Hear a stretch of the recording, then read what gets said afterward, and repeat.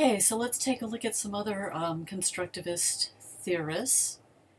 And, well, that's not what I wanted. There we go. Piaget, Vygotsky, and Brunner, who are maybe my three favorites in terms of educational theory.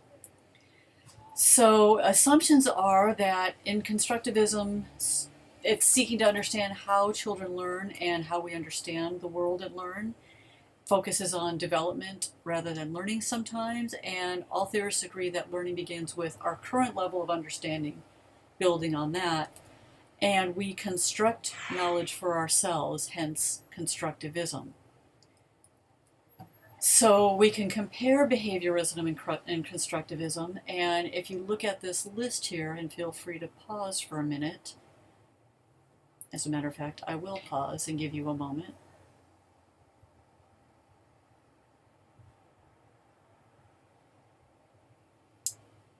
So if you think of some of the conceptual differences, behaviorism is more implied and externally imposed, and constructivism is more internally composed. So in other words, I construct, meaning I make sense of my world, as opposed to the world is here, this is the way it is, and someone's going to tell me how it is. It's sort of like the children are empty vessels, you open up their brain and pour things in. That's more of a behavioristic look at things, as opposed to we construct meaning by having hands-on connections with it.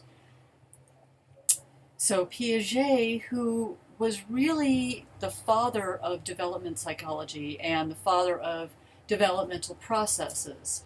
He is Swiss, was born in a Francophone area of Switzerland, so he spoke French and I think later moved to Paris. And he had worked at a school with, I think it was Stephen Binet from the Binet Intelligence Test, or maybe Albert Binet, I'm not sure, and discovered that there were questions, sometimes on questions on tests, that kids at the same level always got wrong, but kids at older levels or adults almost always got right. And that triggered him to think that maybe this is not just about being ignorant or not ignorant, this is about a developmental process, which led him to study differences in development, which was a whole new frame. No one had ever considered that little children don't know things, not just because they're not old enough to have learned them yet, but because their brains developmentally haven't gotten to a place where they could approach that or experience at that level. So he studied his children, and I was digging around a little bit and haven't really found any. I'd be curious to know how his kids came out, having been sort of the product of, dad poking into their beds, into their cradles, and kind of seeing how they respond to things. I just think that's funny. But anyway, so he looked at these 4 different stages of our learning development, and of course they're not going to be, okay, as soon as you turn 2 years old, you are now in the pre-operational stage from sensory motor. But it's incremental and relative. And more or less from birth to 2 years old, you're roughly in the sensory motor, meaning you're experiencing the world through your senses, and you take an action and learn from that, what happens to it. And this concept of object permanence being, if I see it, it's there, and if I don't see it, it's gone. That means I have not yet developed a sense of object permanence. So the pre-operational stage, representing things with words and images. Kids will pretend play, and they can pretend that this pen, for example, is a sword. They're egocentric, meaning they can only see the world from their point of view. They can't look at, well, how might my dad feel about that, or how might my little brother feel about that. It's only through me, and of course their language is developing. The concrete operational stage, we're thinking about things in a more concrete way and grasping analogies, and this idea of conservation where we can remember things stay.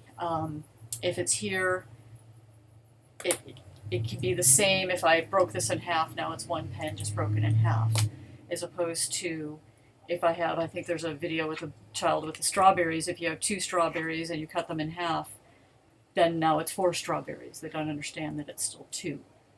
And then, of course, the formal operational, where they can be hypothetical and process abstract thoughts. And this was I had just learned about this when I was teaching The Giver in my 7th grade class. And The Giver is a futuristic book. It's a little like 1984, but for young adults, by Lois Lowry. If you have not read it, stop right now and read the book. But regardless, um, there were some kids that did not get it, and it's conceptual because it's set in the future in this sort of dystopic world, and I don't think the language was difficult, but conceptually it was difficult. And I realized that the kids that didn't get it were still in the concrete operational stage, and the ones that had made the switch to this formal operational stage and could think more abstractly got it. And I remember some kids in my 7th grade that didn't get the book and, of course, didn't like it, but they reread it again in 8th grade and came back to me and they'd said, "Oh, well, that's a really good book. I don't know why I didn't like it last year." And I thought it's because the brain had not made that cognitive leap yet. And that's one of the challenges that we have, I think, in our schools with graded classrooms, where all first graders are expected to get to this place by the end of the year. Well, most first graders will, but there are some who have not made cognitive leaps yet that may not get there till the beginning of 2nd grade. And the problem with that is we sometimes stigmatize those children for no real reason, and it's not fair. Okay, so he came up with the idea of schema, or schema are the conceptual frames we have in our head regarding a concept. So, for example, if I said chair, you all first might think about, a desk chair. Or if I said beach, then you might think about the kind of chair you sit in at the beach, the low level chair to the sand. Or if I said dentist chair, you all might start getting pains and feel uncomfortable for sitting in the dentist. So you have this well-developed schema regarding chairs. And then when you see a new kind of chair, it will fit within your schema, and now your schema will assimilate this new level of chair. So if we talk about assimilation and accommodation, here we're saying assimilation is when I get new information, it fits within my current schema.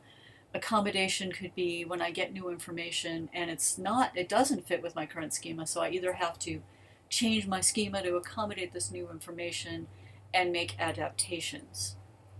So equilibrium disequilibrium is referring to, we want to take children from this level of what I know right now to this kind of imbalanced questioning what I'm discovering and learning. And sometimes we're in that learning place that brings us to a place of disequilibrium, also called sometimes cognitive dissonance.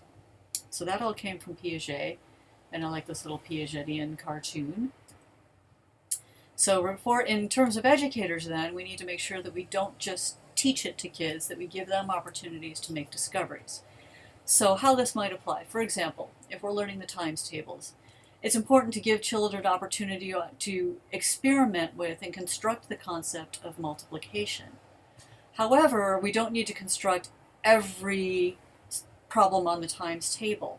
Once they get the concept and they've played with unifix cubes and figured out 2 times 2 is 4, and 3 times 3 makes it 9, then we can use behaviorism to start memorizing some of the rest of the multiplication tables, because to construct every concept would take way too long. So this is how we might think about blending some of these educational theories. Our job is to provide experiences and context so children are willing and able to learn. And most importantly, we need to know where teachers are developmentally so we can bring them to that next level of understanding.